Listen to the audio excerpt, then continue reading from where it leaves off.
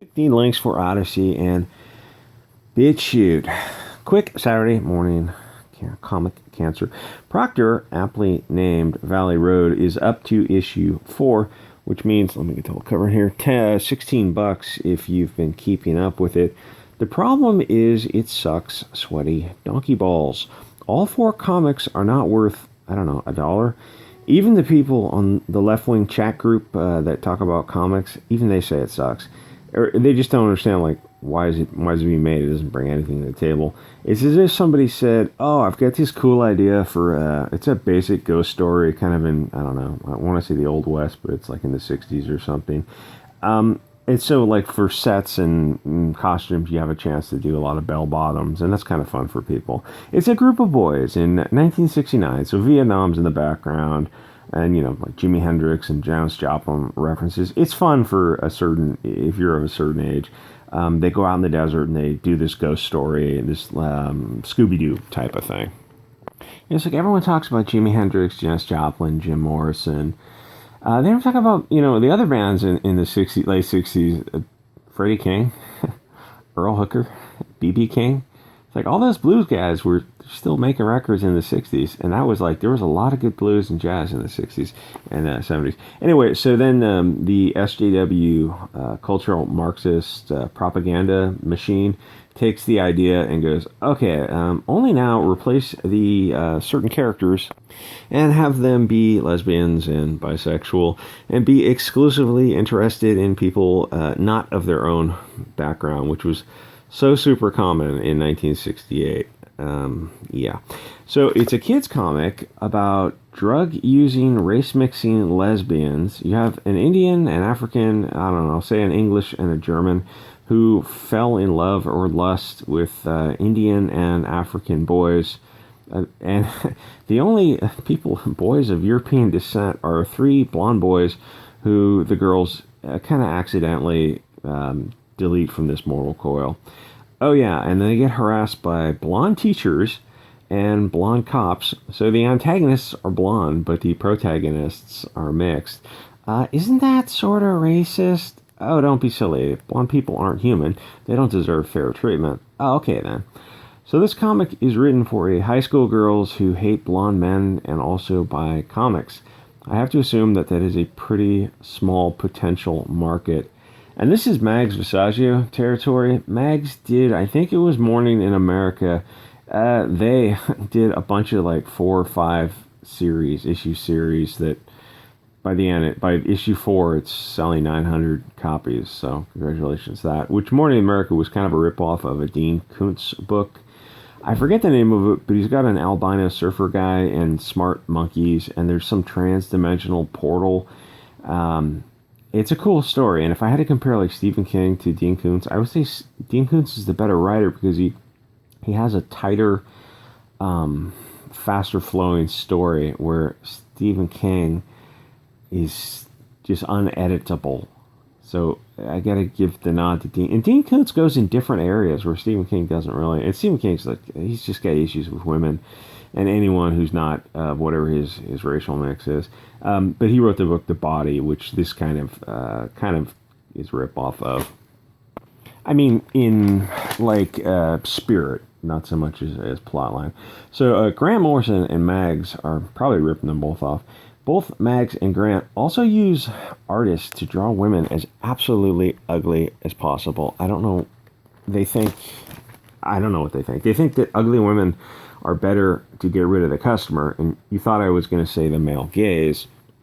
But really, the goal is to get rid of the customer because they want to shut down comic shops so they can destroy comics in general. Does that sound like a crazy conclusion? How else would you explain it? It's inclusion, you Chad bigot. You're including people who have no interest in your comic. The female buyer is a small percent. And then the lesbian POC buyer, that's probably less than 1%. You're just not going to turn much of a profit, which is fine if it's a labor of love. But what about the artists, the letters, the publishers, the printers, the retailers? They're all struggling right now. Oh well, screw them. They're Nazis for wanting to eat this month. You know who else liked food? The Nazis. When you start examining comics and the media through the lens of a phrase I'm going to coin, critical globalist theory, you start to notice how much anti-white propaganda and hatred is pushed by these people. Even in this comic, the two European girls' family lives are absolute messes, but the African and Indian have loving parents. They're seen doing their homework, and they're speaking calmly and rationally. The two European girls are fighting with a single mom because the dad walked out, and he's also an alcoholic. So what? It's just one comic? No, it's not. It's like almost all of them. Comic stories ignore statistics and reality and just make the blonde people the negative characters in about every situation. If you read a few comics a week, you will quickly realize that almost all of them do this. Let me put it this way. In comics, 99% of gangs are blonde. That isn't even true in Sweden anymore. It's absolutely insane to put that in a story. Here she has an argument with her mom. And then she goes and gets her dad's Liberty device, which is just sitting in an old tackle box because that's where you keep these silly blonde people, they'll just do the wackiest things. Except they don't. The thing is, the story has got some funny lines in it, and it could be a very good story if you just got rid of the anti-Euro standard hatred. And then you think, this is just kind of nitpicking this. It's in every friggin' comic. Every comic you pick up. You can go scroll through the past 5 years of comics. You're talking, once you go pick up 100 comics, set up a matrix, a chart, and start tracking correlation. You're like, holy shit, this is in every freaking comic. These people are absolutely nuts. Yes, that's what I've been saying. And this is the Mexican girl who's, her dad is teaching her how to walk, and they're, good Catholics, probably. I almost said Christian. The father loves her, and it's got some funny jokes that crockery is worth more than your soul. That is funny. But he obviously loves his daughter. He's teaching her to be a little lady, and it's a loving family. And then you compare that, and this is I'll get into this, the antagonist. It's like you compare that to how the two Euro characters are treated. This is the black family, the African family. And her brother is reading her something, and she wants to be an astronaut, and she loves the science and science fiction, and she wants to land on the moon. I don't know. It's a whole different vibe. And they're like, well, why are you doing this? Oh, it's just one comic. It's not one comic. It's literally every single freaking comic. And these lines are really funny. They're pulled off well. Okay, here's the weird thing about this. The writers have been doing this. They're so immersed in this. They've been doing this stuff for so long. They don't realize that the antagonists or the people you're supposed to, I don't know if they're real antagonists, but they're the more liked characters because they're not politically correct. Let's get to this line. The punchline is, I've never even been to Mexico. That's funny because she's Indian. It's like, oh, is it racist? No, it's like confusing a Polish for a German or a Russian. It's like, it's not the end of the world if you do that. It's like, oh, well, they don't count. They're not human. Don't they? No, their feelings don't matter. What about confusing, anyway. Politically correct stories are not worth buying because the storyline is the same every time. POC is good. Blonde people or a variation of blonde people are bad. And it's just a variant on that theme, but it's not that much of a variant. It's seriously, go scroll through some comic books. Oh, look, a group of blonde drug dealers and home invaders and carjackers and terrorists. Hey, if you enjoy writing them, go for it, because I enjoy laughing at them, so knock yourself out. And they don't have any sales figures for this, because since the move to digital, since the gift from overseas, even the big names attached to this are not going to be able to save this. The story is a bunch of presumably English prospectors post-1850 who they put a witch to death. Not only did that not happen in post-1850 or even in the West, I think, at all, How shall I say this? Statistics for malum in se against the person are the same as they are now, Mr. Morrison. But what would happen is the bad guys who deleted a woman, what would happen if they were the people who wear feathers and really love corn? What would happen to Grant then? Because that would actually be historically accurate, but historically accurate doesn't fit the narrative of Blonde Man Bad. Oh, and of course, the little African girl's a genius in every situation. It's like, if you only read one comic, you'll think it's funny. Then you read 4 of the series, and then you read 400, and you're like, oh, this is embarrassing. This is absolutely embarrassing. So you end up with propaganda that brainwashes kids into believing this false history. European people are really, really awesome, especially the blonde, blue-eyed people. If you control the media, you control the narrative. That's how you end up with Antifa, because kids have been brainwashed by Hollywood and mass media into believing events that never happened. TV and comics are just remarkably powerful to brainwash kids.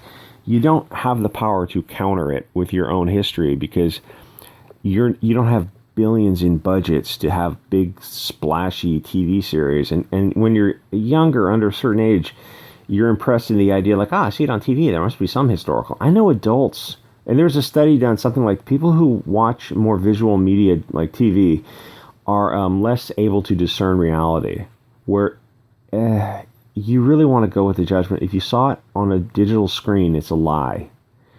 Oh no, but they made a movie of it. It couldn't be a lie.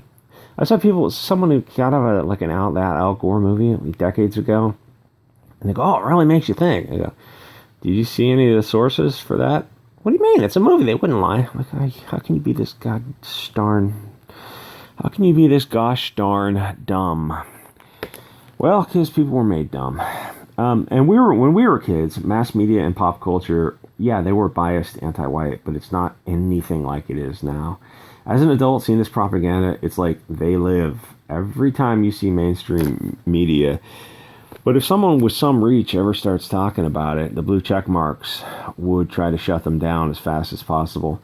You'd have to already be retired and financially very secure. And to be honest, it would probably kick off a civil war.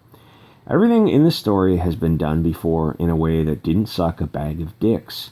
Even Mags is better because they know that they are derivative. God, it's really weird changing pronouns around. You just can't say the correct pronoun because you get kicked off. Mags is like, yeah, I know that I suck, but I need to pay the rent, and I just don't want to write anything or that's not axe grinding about how angry I am at the father I never had. So please buy my Kim and Kim. It's totally punk rock, which it is in the sense that it sucks and doesn't require much talent. Oh, this comic also has them visit a wise old Indian woman who is a cliche. The African girl, who is perfect and a genius, binds with the Indian for some reason. Hashtag one struggle, except the Indians also, you may have a grudge against them also. It's every dog shit cliche on top of each other. It's horrible and brings nothing to the table. It just takes your $4 and makes you sad that they killed a tree for this. I don't know if this is done on paper or not, or if it's all. Yeah, there's funny lines, but like I said, the principal is the best character. Let me get to this is like 1850 in the West, and prospectors put a suspected witch. What is this, like 1350 in Europe? In America, that was not a very common occurrence. Oh yeah, her dad. She's mad at the dad that left and is an alcoholic and has a new family or some stupid shit like this. And of course, he has red hair, and mom has blonde hair, because that's how it works. So the girl is attracted to this guy because that was so common. See, the thing is, it's like, not that these things didn't happen. Of course they did, these intergroup relationships. You're talking about, like, every comic is the rare super exception to every rule. Every time. You're like, this kind of boggles the freaking mind. Yeah, it does. They live, we sleep. That movie couldn't be made today, could it? That's a great shot. Oh, it's a dollar bill, maybe? I would love to see somebody remake it who was like super, super all the way based. Anyway, like, comment, subscribe. I'll go ahead as a quick video. I'll see you, 15 minutes. See you guys on the next episode.